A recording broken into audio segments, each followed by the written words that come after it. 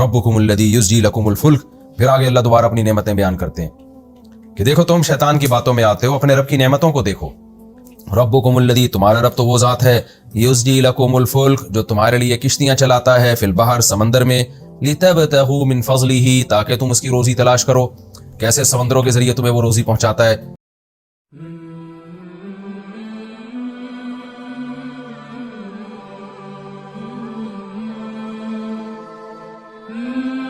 अस्सलाम वालेकुम। हमारे YouTube चैनल पर आप सब बहनों और भाइयों को खुशामदीद। उम्मीद करता हूँ आप सब लोग खैरियत से होंगे। चलिए स्टार्ट करते हैं आज की वीडियो। रब्बुकुमुल्लज़ी युज़्जी लकुमुल फुल्क।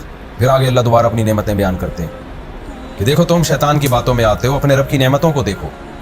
रब्बुकुमुल्लज़ी, तुम्हारा रब तो वो ज़ात है, युज़्जी लकुमुल फुल्क, जो तुम्हारे लिए किश्तियाँ चलाता है, फिल बहर, समंदर में, लितबतगू मिन फ़ज़लिही, ताकि तुम उसकी रोज़ी तलाश करो। कैसे समंदरों के जरिए तुम्हें वो रोज़ी पहुँचाता है। इन्नहु कान बिकुम रहीमा, वाकई वो तुम्हारे साथ बहुत ज़्यादा रहम करने वाला है। व इज़ा मस्सकुमुद्दुर्रु फिल बहर, अब जब समंदर की बात आई, समंदर की रोज़ी की बात आई, तो अल्लाह मुशरिकीन का तज़किरा करते हैं कि इनकी हालत देखो, जब तुम्हें समंदर में कोई मुसीबत पहुँचती है, तूफ़ान आ गया, भंवर का शिकार हो गए, वल्ला मन तदऊना इल्ला इय्या, तो सब गायब हो जाते हैं जिनको तुम पुकारते हो सिवाय अल्लाह के। यानी अल्लाह फिर तुम्हें याद आता है। उस वक्त तुम्हारा ज़मीर कह रहा होता है कि ये हमारे हाथों के बने हुए बुत और ये हमारे माबूद हमारी मदद नहीं कर सकते। फलम्मा नज्जाकुम मिनल बर, लेकिन जब वो तुम्हें निजात देता है खुश्की की तरफ, अअरज़तुम, तो तुम दोबारा शिर्क शुरू कर देते हो, दोबारा एराज़ करते हो। वकानल इंसानु कफूरा, और इंसान है नाशुक्रा। तो ये एक मिसाल है। इस मिसाल में हर वो शख्स दाखिल है जब कोई मुसीबत थी तो अल्लाह को याद कर रहा था, और जब अल्लाह ने वो मुसीबत दूर कर दी तो वो अल्लाह को भूल गया। आगे अल्लाह फरमाते हैं, तुमसे जब मुसीबत ख़त्म होती है और उस वक्त तुम अल्लाह को भूल जाते हो तो क्या तुम बेखौफ हो गए कि अल्लाह तुम्हें खुश्की में नहीं धंसा सकता ज़मीन में। समंदर में तुम्हें डर था कि हम हलाक हो जाएंगे, उस वक्त अल्लाह को पुकार के दुआएं मांग रहे थे, और खुश्की पे आके तुम अल्लाह को भूल गए। तो आफ़ा आमीन तुम, तो क्या तुम बेखौफ हो गए, अन यख़सिफ़ बिकुम जानिबल बर, कि वो खुश्की की जानिब में तुम्हें धंसा दे। ज़मीन में ज़लज़ले भी तो आ सकते हैं। औ युरसिला अलैकुम हासिबा, या खुश्की में तुम्हारे ऊपर कोई पत्थरों का तूफ़ान भेज दे, जैसे उसने पिछली उम्मतों पर भेजा है। सुम्मा ला तजिदू लकुम वकीला, फिर तुम अपने लिए कोई मददगार और दोस्त नहीं पाओगे। अम अमीन तुम, या तुम इस बात से बेखौफ हो गए हो, अन युईदकुम फीही तारतन उखरा, कि अल्लाह तुम्हें दोबारा यादा करके दोबारा समंदर में ले जाए। जैसे होता है ना कि एक आदमी बड़ी शदीद बीमारी थी, अल्लाह को बहुत याद किया, अल्लाह से बड़े वादे कर लिए उसने कि अब मैं ऐसा करूँगा, मैं अच्छा बनूँगा, और जब अल्लाह ने ठीक कर दिया तो दोबारा बदमाशियों पे आ गया। तो अल्लाह कह रहे हैं कि तुम्हें ये कैसे यकीन हो गया कि दोबारा ये बीमारी नहीं आ सकती, दोबारा वो मुसीबत नहीं आ सकती। तो जब तुम समंदर में थे और तूफ़ान के खौफ से तुम अल्लाह को पुकार रहे थे, अब जब खुश्की में आ गए हो तो क्या इस बात का इम्कान ख़त्म हो गया कि दोबारा समंदर का कभी सफ़र नहीं होगा। ऐन मुमकिन है अल्लाह तुम्हें दोबारा समंदर में ले जाए, किसी भी कोई ज़रूरत ऐसी पड़ जाए तुम्हें समंदर में जाना पड़े। फ़युरसिला अलैकुम क़ासिफ़म मिनर रीह, फिर वो भेज दे तुम पर हवा का बहुत बड़ा तूफ़ान। फ़युग़रिक़कुम, फिर तुम्हें गर्क कर दे, बिमा कफ़रतुम, उस कुफ्र की वजह से जो तुमने किया, कि पहली दफ़ा खुश्की पे आने के बाद जब तुम अल्लाह को भूले तो ये कुफ्र था, तो अल्लाह ये भी कर सकता है कि तुम्हें दोबारा ले जाए। तो ये आयत भी हर उस शख्स के बारे में है जो मुसीबत में अल्लाह को याद करता है और अल्लाह से वादे करता है, और जब वो मुसीबत उससे दूर हो जाए तो फिर वो अल्लाह को भूल जाता है। तो अल्लाह उसे भी डरा रहे हैं कि अल्लाह दोबारा तुम्हें उस मुसीबत में डाल सकते हैं। सुम्मा ला तजिदू लकुम अलैना बिही तबिया, फिर इस पर तुम हमारे ख़िलाफ़ किसी को भी तबीअ नहीं पाओगे, कोई ऐसा मददगार नहीं जो हमारे बाद आए तुम्हारी मदद करे। अब चूँकि इसमें अल्लाह ने खुश्की के और समंदर के सफ़र का तज़किरा किया कि हम तुम्हें समंदरों का भी सफ़र कराते हैं, खुश्की में भी तुम सवार होते हो, तो आगे अल्लाह इंसान की इस नेमत का तज़किरा कर रहे हैं कि वलक़द कर्रमना बनी आदम, कि तहक़ीक़ हमने बनी आदम को बहुत इज़्ज़त दी। कैसे इज़्ज़त दी है, हमलनाहुम फ़िल बर्रि वल बहरी, कि हमने इनको खुश्की में भी सवार किया और समंदरों में भी सवार किया, यानी खुश्की को भी इनके ताबे बना दिया और समंदरों को भी। अब देखें, जो लोग खुदा को नहीं मानते ना, वो बस तरक्की की रट लगाते हैं। ये नहीं देखते कि जिन वसाइल को इस्तेमाल करके तरक्की की जा रही है, ये सारे वसाइल खुदा ने इंसानों के ताबे किए हैं। आप दुनिया में सफ़र कर रहे हैं, आप कहीं भी सफ़र कर रहे हैं, ये तो इंसान को अल्लाह ने काबिल बनाया है। जिस मखलूक को काबिल नहीं बनाया, वो 1000 साल पहले जहाँ खड़ी हुई थी आज भी वहीं है। वो शेर, चीते, लोमड़ी, बिल्ली, कुत्ते, ये सारी मखलूक ऐसी है, ये भी कायम इसी ज़मीन में रहते हैं, लेकिन इनके लिए अल्लाह ने खुश्की और समंदर को मुसख्खर नहीं किया। तो अल्लाह कहते हैं हमने इंसान को इज़्ज़त दी है کہ خشکی کا سوار بھی بنایا اور سمندر کا سوار بھی بنایا، یعنی پوری دنیا کو اس کے لیے مسخر کیا ہے۔ وَرَزَقْنَاهُم مِّنَ الطَّيِّبَاتِ، اور رزق میں ہم نے ان کو پاکیزہ چیزیں عطا کی ہیں۔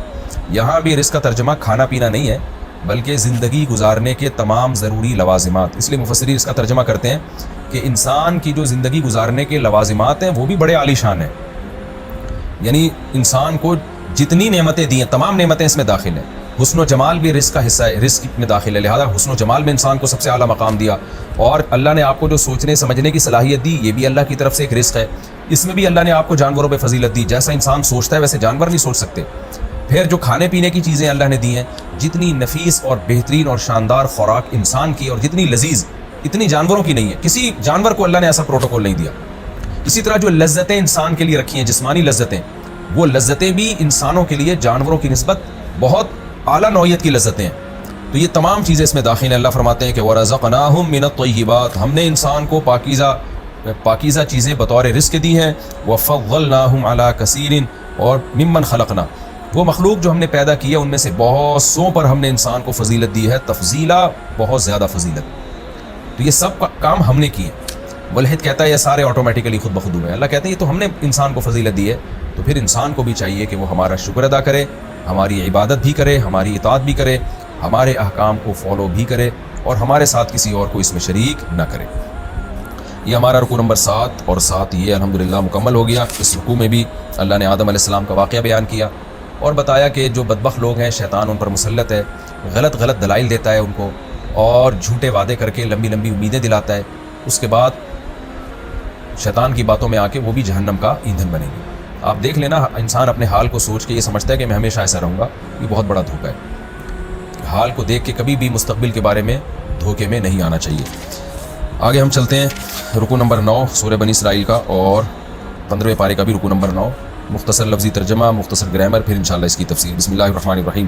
یوم ندعو کل اناس بامامہم، جس دن ہم پکاریں گے ہر انسان کو، بامامہم، اس کے امام کے ساتھ۔ امام سے مراد ہے اعمال نامہ۔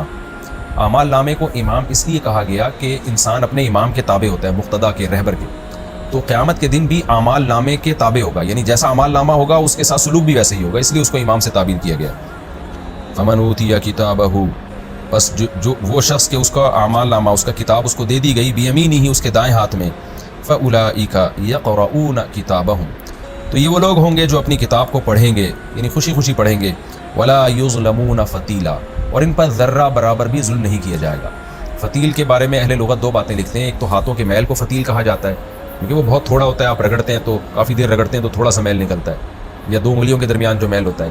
اور بعض حضرات نے کہا کہ فتیل جو ہے کھجور کی گٹلی کے بیچ میں جو دھاگا ہوتا ہے نا ہلکا سا، وہ تو عرب میں یہ چیز کسی چیز کی قلت کو بیان کرنے کے لیے بتائی جاتی تھی کہ بہت کوئی تھوڑی سی چیز ہو نا، جیسے ہم کہتے ہیں ذرہ برابر بھی ظلم نہیں ہوگا۔ اب ذرہ کسے کہتے ہیں؟ بہت معمولی سے ٹکڑے کو، تو مطلب ذرا بھی ان پر ظلم نہیں ہوگا۔ ومن کان فی ہذہ اعمی، اور وہ شخص جو اس دنیا میں، ہذہ سے مراد ہذہ الحیات دنیا، جو اس دنیا میں اعمی، اندھا تھا، فہو فی الآخرۃ اعمی، وہ آخرت میں بھی اندھا ہوگا، واضل سبیلا، اور بڑا گمراہ ہوگا راستے کے اعتبار سے۔ وان کادوا، یہ انا کے معنی میں ہے، کیونکہ ان کے بعد جب لام آتا ہو نا، لام، تو یہ انا کے معنی میں ہوتا ہے، کیونکہ کادو کے بعد لام آ رہا ہے، لیفتنونک، وان کادوا، اور ضرور قریب ہے یہ بات۔ کادا یکادو، یہ لفظ بھی کئی دفعہ آ چکا ہے قرآن میں، آتا ہے نا تکادو تمیز من الغیظ، قریب ہے کہ جہنم غضب سے پھٹ پڑے، تو کادا یکادو کوید یکبدو تھا اصل میں۔ تو اللہ فرماتے ہیں کہ وَإِن كَادُوا، یقیناً قریب ہے یہ بات، لَيَفْتِنُونَكَ، کہ یہ آپ کو فتنے میں ڈال دیں، آزمائش میں ڈال دیں، عَنِ الَّذِي، اس وحی سے، أَوْحَيْنَا إِلَيْكَ، جو ہم آپ کی امید کرتا ہوں آپ سب لوگوں کو ہماری ویڈیو اچھی لگی ہوگی۔ اگر اچھی لگی ہو تو اسے لائک اور شیئر کرنا مت بھولیے گا۔ ملتے ہیں نیکسٹ ویڈیو میں، تب تک کے لیے اللہ حافظ۔